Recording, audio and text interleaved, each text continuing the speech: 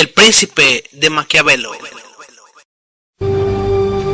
Una distendida serie de frases escritas el año 1513 por un funcionario apartado del servicio en Florencia se convirtieron en uno de los libros más ardorosamente debatidos, más profundamente inquietantes y más importantes de la civilización occidental. Unos lo consideran una guía para tiranos y dictadores. A Mussolini le encantaba, y los marxistas reconocieron en él a un camarada revolucionario. Para otros, abrió el camino a la tolerancia étnica y religiosa, a los derechos humanos individuales y a las democracias modernas. Sin embargo, ha provocado, justa o injustamente, que el nombre de Maquiavelo haya sobrevivido a través de los siglos, como sinónimo del mal. Esos ríos impetuosos que cuando se enfurecen inundan llanuras y destrozan árboles y edificios a su paso. Todos huyen de ellos. Todos ceden a su furia sin poder oponer resistencia alguna. Y aunque esta sea su naturaleza, nada impide que en tiempos de bonanza se puedan tomar precauciones, con diques o con márgenes, para que en crecidas posteriores puedan ser controlados y no resulten peligrosos. Lo mismo sucede con la fortuna. No se puede confiar en los ríos, ni tampoco en los hombres.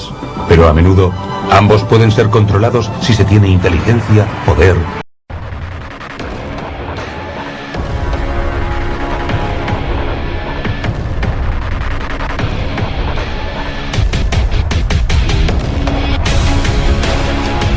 Sin duda, El Príncipe es uno de los libros renacentistas más importantes en la génesis de la política moderna, junto a la propia obra del arte de la guerra de Maquiavelo y al Sun Tzu, el arte de la guerra chino. Son lecturas obligadas para aquellos que deseen iniciarse en el mundo de la política moderna.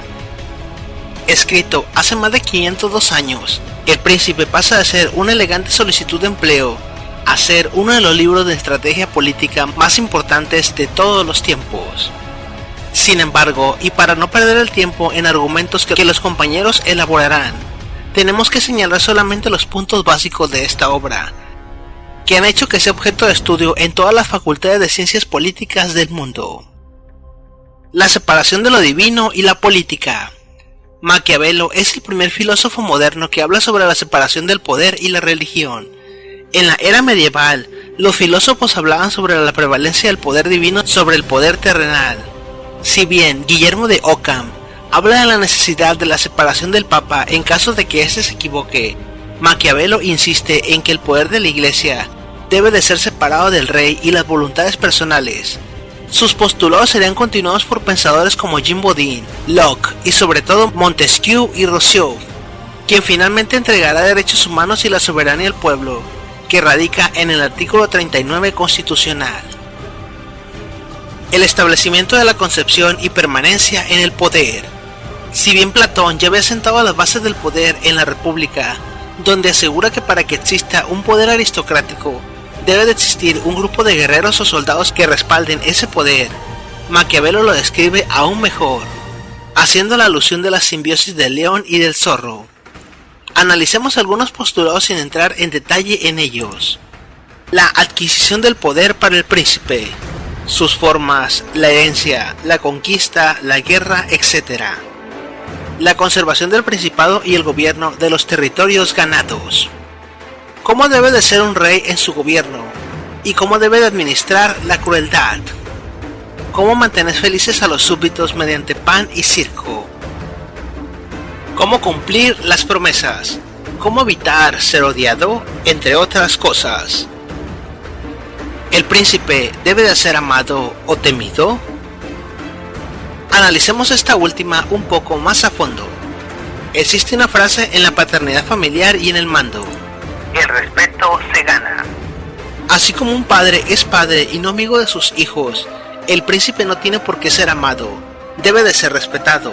Si la única forma en que te respeten es mediante la fuerza. Recordemos que en las épocas barbáricas como las de Maquiavelo, no existía mayor contemplación que la guerra y la muerte, y la diplomacia quedaba a un lado.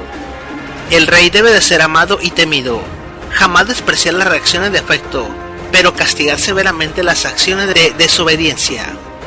El rey debe de aplicar la misma cantidad de compasión que de poder, pero sin preocuparse de ejercer una cosa u otra, pues la mera contemplación puede llegar a ocasionar mayor crueldad. Por ejemplo, que le desobedezcan por mostrarse compasivo y tener que ejecutar una acción mayor en volumen y en crueldad. Por ejemplo, si existe una revolución o un levantamiento, a las personas se les olvidará el amor, pero siempre temerán de las acciones del rey. Lo mismo pasa con un padre que castiga en lugar de perdonar todo lo que sus hijos hacen. Entonces, bajo esa lógica, es necesario aplicar el poder a discrecionalidad cada que se necesite. El uso de la fuerza impone el respeto. Entonces, el rey no tiene necesidad de ser amado, pero sí de ser respetado. Separar la moral de las políticas públicas. Maquiavelo separa la ciencia política de la moral y la religión. Maquiavelo establece que la conducta práctica del político se ha de desarrollar al margen de consideraciones teóricas fuera de la realidad. La tarea de la persecución del poder y del prestigio debe de tener el margen cueste lo que cueste, con independencia de consideraciones éticas que se proponen ese fin, ya que el fin importa más que los medios. Maquiavelo asegura que el balance de las acciones ilegítimas de un príncipe deben de hacerse en el balance final, no con el peso de cada una de ellas. Pensemos que para que un gobierno tenga producción, debe de tener seguridad, estabilidad social y garantías de la propiedad. Maquiavelo sabe que algunas medidas para mantener ese poderío es mediante el uso de la fuerza, ya sea legítima o ilegítima. La génesis de un ejército personal y no mercenarios pagados. Maquiavelo afirma que, al tener el príncipe que respaldar su poder mediante la fuerza y las armas, debe de gastar muchos recursos en financiar dichas armas y pagar mercenarios. Por tanto, es necesario fomentar el patriotismo y crear escuelas y entregar armas a sus ciudadanos, a fin de que encabecen las fuerzas armadas. Maquiavelo sabe que los ciudadanos tienen miedo al cambio, y que serán capaces de defender a su reino, aún sin cobrar un centavo. También Maquiavelo asegura que es un gran problema el mantener mercenarios, puesto que estos solo obedecen hasta que se termina el dinero. Esto en la actualidad no nos es ajeno, cuando México aún tiene servicios militares y España aún enseña instrucción militar a los 18 años. Utiliza el método histórico comparativo para demostrar errores en el pasado. Maquiavelo no solo detalla las organizaciones políticas existentes en los tiempos de la antigua Italia, sino que hace una biografía de los reinados que han caído por errores de los reyes durante sus mandatos y las omisiones que no solo les han costado el poder, sino su vida. De esta manera, Maquiavelo educa al heredero al trono en los errores a evitar, si desea conservar el poder mediante ejemplos históricos ocurridos en otros gobiernos caídos. Sería hasta la época de Montesquieu, donde se sentará un análisis científico a los problemas sociales. La razón de Estado o la concepción del Estado a través de la fuerza. La razón de Estado es un término que arguye Maquiavelo para ayudar a legitimar o conservar el poder y la salud de un reino. El político, para gobernar a los hombres, ha de disciplinarlos. Para ello debe de conseguir prestigio y autoridad mediante el uso de la fuerza, lo que exige prescindir de consideraciones éticas y usarlas solamente como apariencia, de forma que establece como principio supremo la razón de Estado. El objetivo del Estado es su propia supervivencia, y esta última puede llegar a legitimar un mal menor a costa de evitar un mal mayor. Eso viene a suponer que la mentira es la conducta política menos mala, y que el asesinato político queda autorizado si es encubierto y con ello se logra que un número mayor de personas no muera. Pongamos de ejemplo una operación encubierta del FBI que salva a millones de personas de un ataque terrorista al ejecutar a algunos humanos. El príncipe también aplica algunas cosas que se aplican hoy en día en la política. Por ejemplo, ¿de qué manera deben de cumplir sus promesas los príncipes? Maquiavelo considera que no es importante mantener la palabra dada, lo importante es disimular ante la masa dominada que se está cumpliendo, o tratando de cumplir. Inaugura una refinería pero jamás la termines. Comienza una campaña de seguridad con bombo y platillos, pero jamás ofrezcas resultados. Lanza comisiones de investigaciones para casos graves, pero jamás entregues justicia. Para Maquiavelo es más importante el parecer que el ser, es decir, se debe parecer virtuoso, sincero, amable, leal y honrado en público, sin necesidad de que esto se practique en lo privado y se conserve la misma filosofía. El gobierno de un pueblo para Maquiavelo obliga a actuar en contra de la moral, de la virtud y hasta en contra de los gobernados, y es necesario adaptarse y hacer el mal cuando sea necesario, con tal de no perderlo todo. El rey debe de conservar los caracteres que la sociedad percibe como positivos: un hombre viril, amoroso, de presencia fuerte y saludable.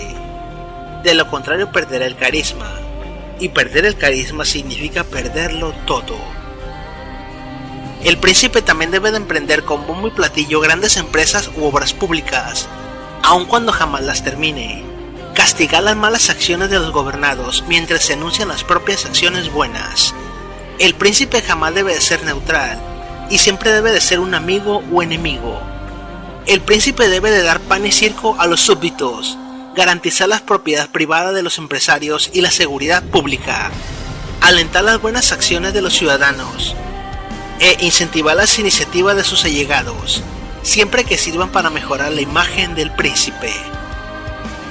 Ahora, sería interesante pensar si los conceptos del príncipe se aplican hasta nuestros días, donde tenemos una sociedad llena de válvulas de escape y donde el gobierno entrega pequeñas cucharadas de poder a aquellos que son fieles a su orden social, y donde las personas son explotadas desde que comienzan su edad productiva hasta el final de sus días. Sería interesante valorar si el darwinismo social que aplica el sistema socioeconómico actual, donde mueren 24.000 personas diariamente de hambre, asesinados en guerras, que tiene motivos políticos y estratégicos por recursos naturales, pero que a nadie le importan, o donde es más fácil ser políticamente correcto y expresar empatía por esos muertos, y después olvidarse del tema. Sería interesante entender que estamos dominados por un sistema económico que no solamente nos dice qué pensar, qué comer y qué vestir, sino que nos dice por quién debemos de sentirnos mal. Es normal ver a personas sufriendo en la calle, pero lloramos cuando los medios de comunicación nos señalan que muere un famoso.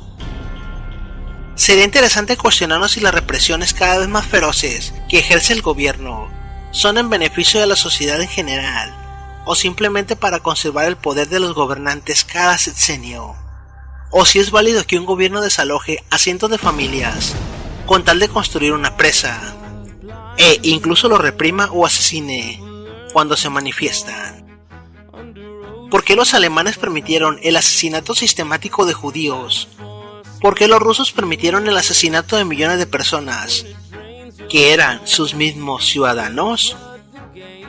Para luchar contra el poder o para modificar los regímenes, es necesario entender el poder. Es necesario entender a Maquiavelo. Cerraremos este breve video con una frase no de un filósofo o un libre pensador o un gobernante, sino de un caudillo, Simón Bolívar. Nada es tan peligroso como dejar permanecer largo tiempo a un mismo ciudadano en el poder. El pueblo se acostumbra a obedecerle y él se acostumbra a mandarlo. De este modo se origina la usurpación y la tiranía. La labor del ciudadano no solo radica en obedecer y producir, sino en criticar y cuestionar a los gobernantes. Porque para Maquiavelo el poder se podía conquistar por 3 medios. Se puede conquistar entonces por 3 medios diferentes. ¿Cuáles son estos 3 medios? Les cuento. Podía ser por las armas, la forma más usual durante toda la historia, por la intriga y a su vez también por la ayuda del pueblo. Por la ayuda del pueblo, por ejemplo, mediante revueltas populares que, claro está, favoreciesen al gobernante de turno o pusieran en el poder entonces a un gobernante. Ahora bien, Una vez que este rey llega al poder, pensaba Maquiavelo, tenía que usar la violencia para deshacerse de sus enemigos sin ninguna clase de escrúpulos, para, claro está, vencer posibles conspiraciones. Entonces, el príncipe puede usar la violencia, como decíamos, para deshacerse de enemigos, para evitar o matar, en caso extremo, enemigos ante, claro está, que estos formen posibles conspiraciones en contra de él. Recordemos, Maquiavelo pensaba en un príncipe como un monarca fuerte, con peso en el trono, que pudiera ampliar y resguardar tanto su nación como también ampliar su poder a otros territorios. Además, el rey debía contar con un ejército nacional bien organizado. Debe contar con un ejército nacional bien organizado. Entonces, claro está, Maquiavelo decía, bueno, está muy bien que el príncipe tenga poder, que pueda usar violencia, pero no lo vamos a mandar a él solo frente a la cantidad y millones de problemas que se le van a presentar. Entonces, por supuesto, por lógica, Maquiavelo introduce esta idea de este ejército bien organizado en pos de ayudar al monarca y a su corte.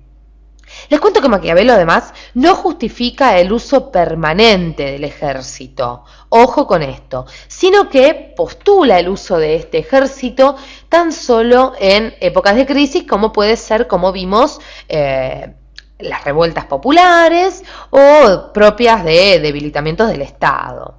Y además Maquiavelo consideraba que el abuso de la violencia convertía al príncipe en un tirano. El abuso de violencia